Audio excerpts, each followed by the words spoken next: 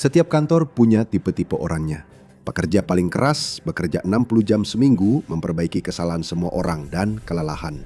Lalu ada orang lain, orang yang tidak melakukan apa-apa selain membalas "oke" di setiap utas email. Ketika pemutusan hubungan kerja terjadi, pekerja keraslah yang keluar duluan. Orang yang tidak melakukan apa-apa justru bertahan dan menerima gaji lagi. Kenapa? Karena mesin korporasi modern menyembunyikan rahasia yang brutal. Meritokrasi sudah mati. Kerja keras dihukum, bukan dihargai. Kemalasan adalah strategi bertahan hidup yang diperhitungkan. Atasan pemalas itu bukan sekadar lolos dari pengawasan. Mereka telah membobol sistem HR sehingga diri mereka benar-benar tidak bisa dipecat. Faktanya, parasit korporat hidup selamanya. Sementara menjadi yang terbaik dalam pekerjaanmu justru cara tercepat untuk menghancurkan karirmu. Bab 1, Seni Standar Minimum. Di dalam algoritma yang rusak di korporasi Amerika, tidak melakukan apa-apa sama sekali, pada akhirnya akan membuatmu diseret ke meja eksekusi. Itulah mengapa melihat karyawan yang benar-benar tidak berguna dipecat justru memperkuat mitos bahwa kemalasan tidak pernah berhasil. Faktanya, kamu bisa unggul di tempat kerja dengan bermalas-malasan asalkan kamu cerdas dalam melakukannya. Dalam dunia kerja, bermalas-malasan sebenarnya adalah seni memiliki kejelasan nyata dalam hal prioritas. Seorang pekerja keras berusaha menyesuaikan hasil kerjanya dengan apa yang menurutnya diinginkan oleh perusahaan tempat dia bekerja. Sementara itu seorang pemalas, dan yang lebih penting lagi, pemalas yang mampu bertahan lama akan mengidentifikasi apa yang dibutuhkan perusahaan dan mengerahkan sedikit tenaga yang bisa mereka pertahankan untuk hal itu. Ini dikenal sebagai batas dasar yang tak terlihat, atau seperti yang mungkin Anda sebut dalam kehidupan sehari-hari, standar minimum. Dan tidak peduli apa yang dikatakan siaran pers atau iklan mereka, itulah yang sebenarnya diinginkan perusahaan, bukan keunggulan, tapi stabilitas. Hal ini berlaku untuk karyawan di setiap jenjang karir perusahaan. Dengan beberapa survei menunjukkan bahwa pada tahun 2026, sebanyak 65% pekerja pada akhirnya memilih stabilitas kerja daripada kemajuan karir. Dan bisakah Anda menyalahkan siapapun atas pola pikir itu? Kebanyakan orang hidup dari gaji ke gaji, sama seperti kebanyakan perusahaan beroperasi dengan margin yang sangat tipis. Itulah yang membuat batas dasar yang tak terlihat begitu menarik bagi orang-orang beruntung yang akhirnya mendapatkan posisi dengan gaji tetap. Alih-alih bekerja dengan potensi maksimal setiap saat, Anda bisa mengalihkan prioritas Anda ke pekerjaan yang terlihat jelas, namun hasilnya rendah. Dengan kata lain, terlihat seperti Anda bekerja keras, padahal sebenarnya Anda menghabiskan sebagian besar waktu untuk bersantai. Para ahli menyebut ini sebagai teater produktivitas atau pekerjaan performatif, di mana karyawan menggunakan taktik untuk pada dasarnya menipu atasan mereka agar terlihat seperti pekerja yang sangat rajin. Anda mungkin mengenali beberapa taktik dari perilaku seperti ini muncul di tempat kerja Anda sendiri. Jika Anda pernah mengikuti rapat, Anda pasti pernah melihat orang seperti ini sebelumnya. Mereka tidak pernah benar-benar berkontribusi pada pekerjaan yang sesungguhnya. Namun begitu penampilan mulai diperhatikan, tiba-tiba mereka langsung tampak sangat fokus. Mereka akan menjadi orang yang mengangguk-angguk dengan ekspresi berpikir, tampak seperti mencatat, membalas, atau bahkan sesekali menyelah. Semua itu dilakukan agar atasan berpikir bahwa tidak ada yang lebih peduli dengan pekerjaan ini selain mereka. Jika tempat kerjamu menggunakan Microsoft Teams atau Slack atau perangkat lunak pesan terpusat dan kerjasama lainnya, sangat besar kemungkinan si parasit juga menjadi pengguna aktif di sana. Mereka adalah orang yang selalu online. Mungkin karena mereka menggunakan mouse jiggler untuk mengakali sistem. Jika kamu mengirim pesan, kamu bisa mengharapkan balasan hampir seketika. Lagi pula bukan berarti mereka sibuk, tapi selalu tersedia melalui layanan kerja memang menciptakan ilusi bahwa mereka sedang bekerja, meskipun sebenarnya tidak. Kecuali atasanmu membayar untuk perangkat pengawas kelas atas, mereka mungkin juga akan lolos dengan cara itu. Hal ini begitu umum, sampai-sampai orang-orang yang menjalankan perusahaan komunikasi pun tidak bisa mengabaikannya. Christina Jenser, Wakil Presiden Senior Riset dan Analitik di Slack, pernah mengatakan, "Kami melihat perilaku dalam riset kami yang lebih luas, di mana pekerja kantoran merasa wajib menunjukkan kapan mereka sedang bekerja daripada fokus pada pencapaian tujuan mereka. Dan itu masuk akal. Tujuan yang pertama lebih mudah daripada yang kedua. Dan seperti yang ditemukan dalam investigasi kami, terkadang bahkan menjalankan yang kedua pun tidak akan memberikan hasil yang kamu harapkan." Jika kamu menebak tanpa pengetahuan, kamu mungkin berpikir bahwa parasit di sini adalah satu orang buruk yang mengisolasi dan merusak kelompok dengan menurunkan rata-rata kolektif. Dan kamu akan salah. Sebenarnya justru para pekerja keraslah yang menjadi anomali, melawan tren mediokritas korporat dengan pencapaian yang berlebihan. Sebuah studi pada tahun 2023 menemukan bahwa 43% pekerja dalam studi terhadap 1.000 orang menggunakan hingga 10 jam dari minggu kerja mereka hanya untuk melakukan sandiwara produktivitas, bukan benar-benar menyelesaikan pekerjaan yang ada. Dan kenyataannya, hal ini justru semakin memburuk seiring waktu. Sebuah studi serupa yang dilakukan pada tahun 2025 menemukan bahwa 66% karyawan mengakui melakukan sandiwara produktivitas demi mengelabui atasan mereka. Mereka juga menanyakan kepada karyawan yang benar-benar percaya bahwa kontribusi mereka diukur dengan metrik berbasis hasil yang jelas. Dan hanya 23% yang menjawab ya. Fakta bahwa terlihat seperti bekerja keras adalah pilihan yang lebih pragmatis daripada benar-benar bekerja keras merupakan salah satu rahasia umum terburuk di dunia korporat Amerika. Dan sepertinya tidak ada yang dilakukan untuk memperbaiki jalur ini di tingkat sistemik. Pekerja malas yang bertahan adalah mereka yang mampu mengembangkan semacam indera keenam untuk mengetahui apa yang paling menjadi fokus atasan mereka. Alih-alih berusaha untuk meraih keunggulan di semua bidang seperti para pekerja keras pada umumnya, mereka secara intuitif akan tetap fokus hanya pada area yang memberikan dampak maksimal, tempat di mana kontribusi mereka yang tampak, meskipun sebenarnya hanya bersifat simbolis, akan memberikan dampak visual dan psikologis yang paling besar. Sementara kamu bekerja keras memastikan sesuatu yang bahkan kebanyakan orang tidak akan perhatikan berjalan dengan sempurna, rekan kerjamu yang hanya berusaha seminimal mungkin justru terlihat seperti pahlawan di kantor. Akan cukup buruk jika si parasit di tempat kerja hanya berusaha seminimal mungkin, tapi kenyataannya bahkan lebih parah. Bab 2, ketidakmampuan yang dijadikan senjata. Si pemalas kantor sudah secara langsung memanfaatkanmu. Cara mereka melakukannya sangat halus dan licik, sehingga kamu mungkin bahkan tidak menyadari bahwa itu sedang terjadi. Jika kamu seorang wanita dengan pacar yang biasa-biasa saja, kamu mungkin sudah sangat akrab dengan taktik psikologis yang dikenal sebagai ketidakmampuan yang dijadikan senjata. Jika tidak, mengetahui kebenaran di balik apa yang telah dilakukan oleh begitu banyak orang terburuk dalam hidupmu pasti akan membuat darahmu mendidih. Dan itu karena ketidakmampuan yang dijadikan senjata memanfaatkan naluri terbaikmu untuk membantu memicu sisi terburuk orang lain. Keinginanmu untuk menyelesaikan sesuatu dengan benar dan tepat waktu. Ketidakmampuan yang dijadikan senjata adalah melakukan sesuatu dengan sengaja secara buruk sampai akhirnya tugas itu diberikan kepada orang lain. Orang-orang sering melihat ini dalam kehidupan pribadi mereka. Teman yang tidak pernah belajar menyetir, jadi mereka selalu minta diantar kemana-mana. Pasangan yang bertingkah seolah-olah mencuci piring itu sesulit menjinakkan bom. Jadi kamu akhirnya mengambil alih tugas mereka supaya pekerjaan itu selesai. Tapi ini sudah menjadi masalah yang semakin besar di tempat kerja, terutama dengan perkembangan teknologi yang semakin pesat dalam kehidupan kita. Perangkat keras dan sistem baru memberi si parasit di tempat kerja banyak alasan masuk akal untuk berpura-pura tidak memahami berbagai tugas, terutama saat mengerjakan proyek kelompok. Dalam situasi seperti ini, mereka akan mencoba memanfaatkan rasa tidak enak atau canggung agar kamu mau mengambil alih tugas mereka. Kamu akan memberikan mereka tugas yang menurutmu benar-benar mudah, tapi mereka tetap akan bertanya dan kemudian bertanya lagi. Kamu tahu, rasanya tidak masuk akal jika kamu marah pada rekan kerja yang tampaknya memang berniat baik.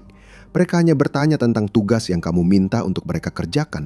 Tapi akan ada saat di mana kamu harus menyadari bahwa mengerjakan tugas itu sendiri akan lebih cepat daripada menjelaskan secara detail bagaimana cara mengerjakannya. Kamu pikir kamu sudah membuat hidupmu sedikit lebih mudah, dan mungkin kamu juga merasa sedikit tidak enak karena mungkin rekan kerjamu akan mengira kamu meremehkan mereka. Tanpa kamu sadari, kamu justru masuk ke dalam perangkap mereka.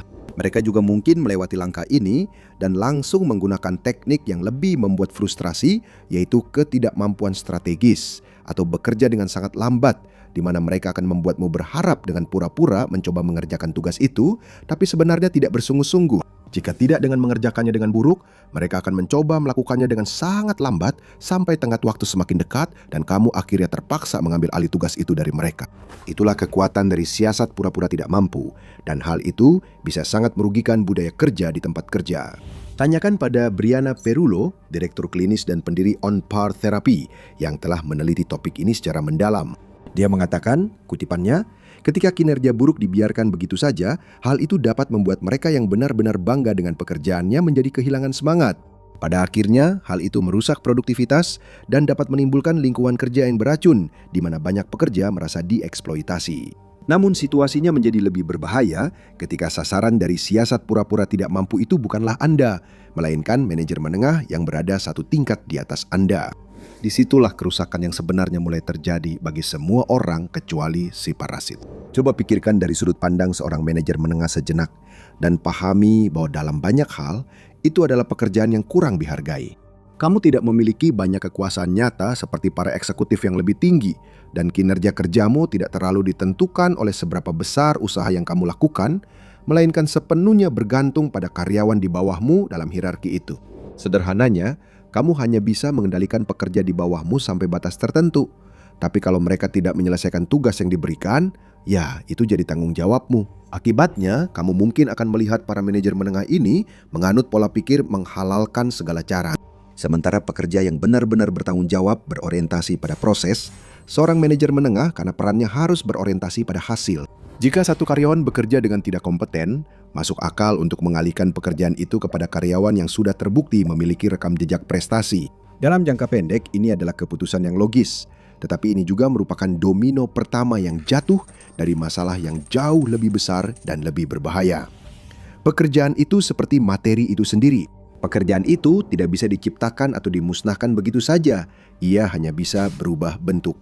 Bentuk yang diambilnya setelah dilepaskan dari parasit korporat adalah faktor penentu dalam fenomena mengerikan yang dikenal sebagai hukuman karena berkinerja baik. Untuk membantu Anda memahami bagaimana hal ini bekerja, kita akan mulai dengan istilah yang mungkin sudah Anda kenal, yaitu quiet quitting. Ini adalah ketika seorang karyawan tidak melakukan apapun untuk secara resmi mengubah sifat hubungan mereka dengan pemberi kerja mereka. Tetapi secara mental mereka sudah tidak terlibat lagi. Seperti parasit korporat klasik, mereka hanya melakukan apa yang perlu dilakukan untuk bertahan dan tidak lebih dari itu.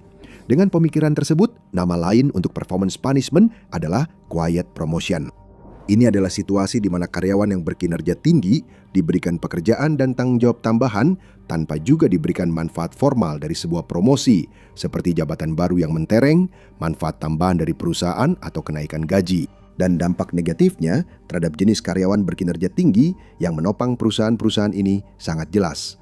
Tentu saja selalu ada bayang-bayang burnout akibat beban kerja berlebihan yang dapat menimbulkan dampak fisik dan mental yang serius. Kita sudah membahas sebelumnya tentang bagaimana parasit korporat yang memanfaatkan ketidakmampuan bisa menghancurkan kohesi budaya di tempat kerja. Namun hal itu menjadi lebih buruk ketika para pekerja yang bekerja paling keras justru mengalami hukuman karena berkinerja baik. Orang-orang yang terlalu banyak bekerja ini sangat mungkin mulai merasa kesal terhadap rekan kerja mereka yang tidak bisa membantu menutupi kekurangan.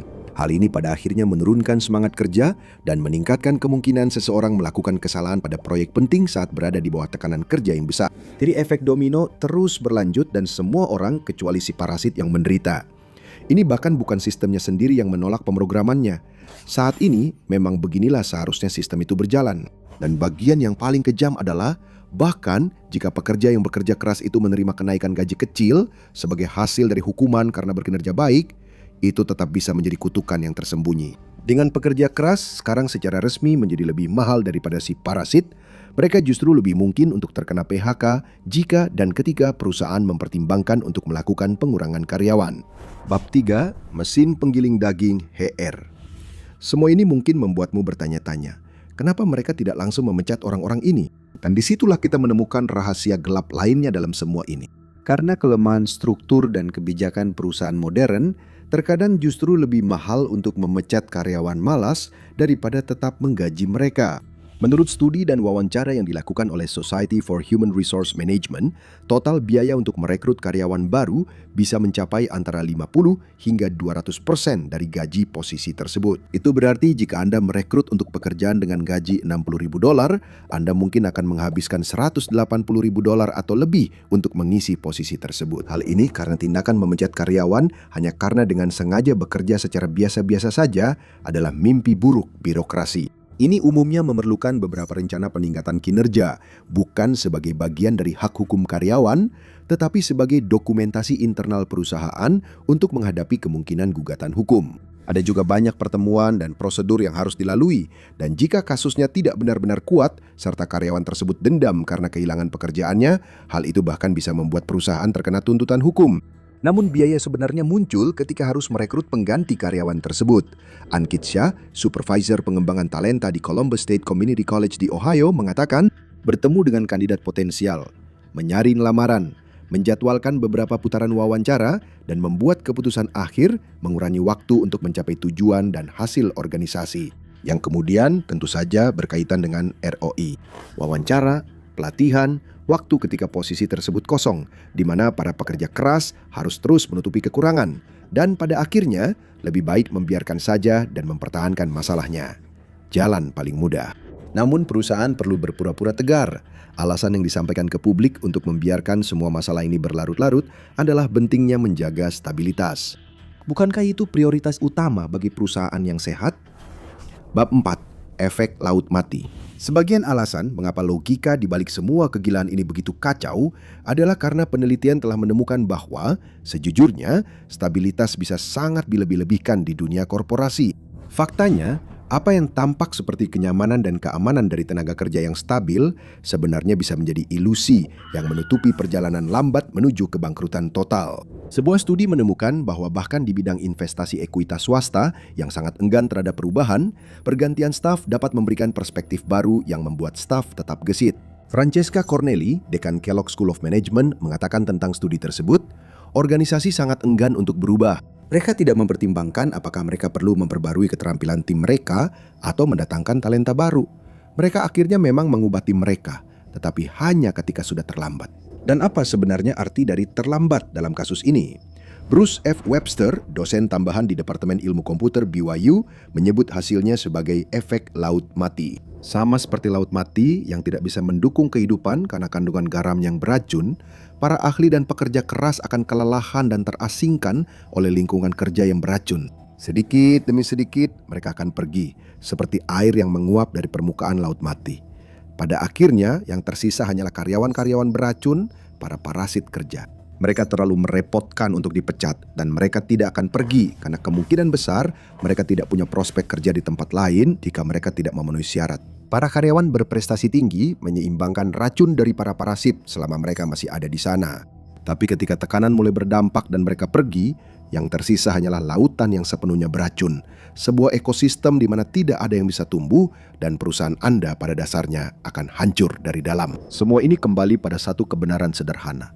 Anda harus benar-benar bodoh jika bahkan mencoba menjadi salah satu karyawan berprestasi tinggi. Di industri rekayasa perangkat lunak, hanya sebagian kecil perusahaan yang merupakan bunga indah dan harum yang menciptakan teknologi revolusioner yang akan mengubah cara kita menjalani hidup.